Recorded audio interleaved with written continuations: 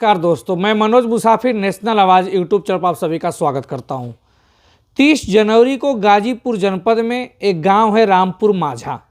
रामपुर माझा के रहने वाले थे राकेश गुप्ता, जो अपने बच्चों का, अपने परिवार का पालन पोषण टाटा मैजिक, मतलब कि वो जिसको आप डाला बोलते हैं, छोटा गाड़ी, हाथी गाड़ी, उसको वो चला के अपने परिवार का जीवन गुजर करते थे।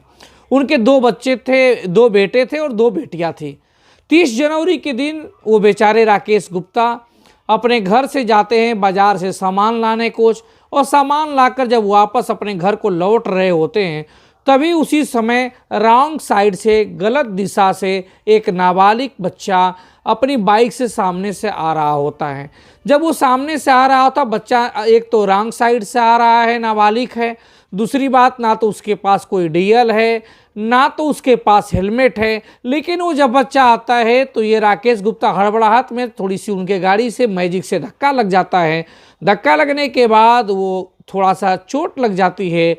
चोट लगने के बाद कुछ लोगों ने वहाँ पे पुलिस को फ़ोन कर दिया और पुलिस आती है, मैजिक और साथ में राकेश गुप्ता को लेकर चली जाती है। लेकिन इस राकेश गुप्ता के खिलाफ कोई भी मुकदमा नहीं लिखा जाता है। बिना मुकदमा लिखे राकेश गुप्ता और उनके मैजिक को कुछ पुलिस वाले वहाँ रामपुर माझा जो थाना है उस थाने में बैठा देते हैं। थाने में बैठाने के बाद वहाँ से कुछ पुलिस वाले वसूली की बात करते हैं कि हाँ, तुम पैसे दे दो, हम छोड़ देंगे। ये आरोप, सीधा सा आरोप, राकेश गुप्ता जिसकी मृत्यु हो गई, उनके बेटे आशीष गुप्ता और बेटी रंजना गुप्ता साफ साफ शब्दों में लगा रहे हैं। कह रहे, उनकी रिकॉर्डिंग भी है पुलिस वालों की पैसे मांगने का। जब वो आरोप लगाते हैं तो गहनता से जांच भी होनी चाहिए। दरअसल हुआ क्या कि पैसा लेकर 7,000 रुपये लेकर, उनके आरोप के अनुसार, बच्चों के आरोप के अनुसार 7,000 रुपये लेकर पुलिस ने गाड़ी छोड़ दिया।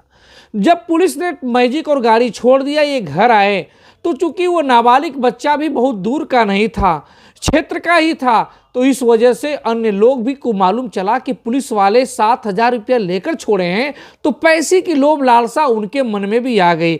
होता भी अमूमन यही है, जब कोई बहुत ही कमज़ोर तबके का लोग अगर थोड़ी सी भी गलती कर जाते हैं तो लोगों के पैसे चूसने की महत्वाकांक्षा तमाम लोगों में और सरकारी नौकरियों के लोगों में ज़्यादा होने लगती है।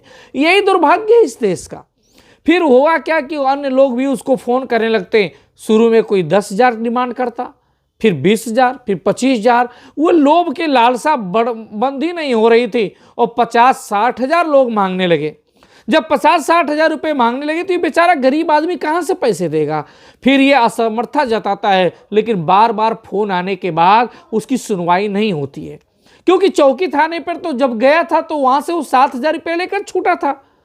और अमाउंट की बात तो रिकॉर्डिंग में नहीं, उनके बच्चे कह रहे हैं कि पुलिस के मांगने की बात है।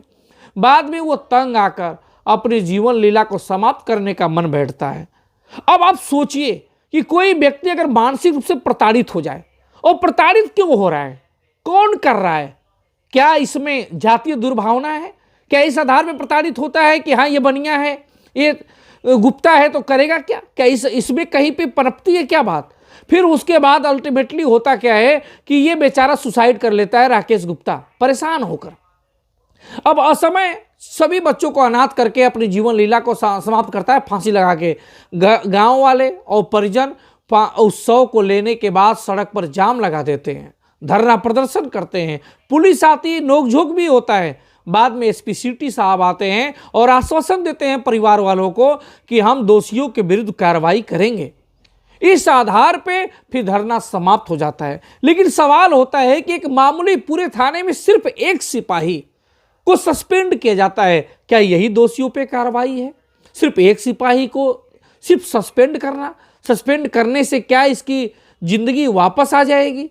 वास्तव में तो होना चाहिए कि जो आत्महत्या के लिए मानसिक रूप से जो टार्चर कर रहे थे, कॉल डिटेल निकलवा के कि राकेश गुप्ता के फोन पे कौन कौन लोग फोन कर रहे थे, उन सभी लोगों के खिलाफ, और चौकी थाने पे कितने लोग इन्वॉल्व थे पैसे मांगने में, कौन कौन सिपाही था या कौन लोग थे प्रमुख लोग, उनकी जवाबदेही तय होनी चाहिए।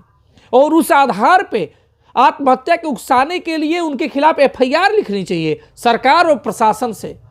मेरा रिक्वेस्ट है, निवेदन है नेशनल आवाज के माध्यम से कि समाज में इस तरह से नहीं होना चाहिए। बिना आपको मुकदमा लिखे आप अगर छोड़ते हैं और परिजन आरोप लगाते हैं तो परिजन सत्य बोल रहे हैं कि असत्य बोल रहे हैं, ये उनकी पैसे मांगने की बात में कितनी सच्चाई है और पैसे 7,000 देने के मामले में कितनी सच्चाई है, इसकी भी गहनता से सत्यता की जांच जरूरी है, जिससे सरकार के ऊपर, प्रशासन के ऊपर एक सवालिया निशान न लग पाए कि आखिर में प्रशासन या कमजोरों के साथ ऐसा व्यवहार करता है या नहीं जाना चाहिए, क्योंकि इस देश में संविधान लागू है।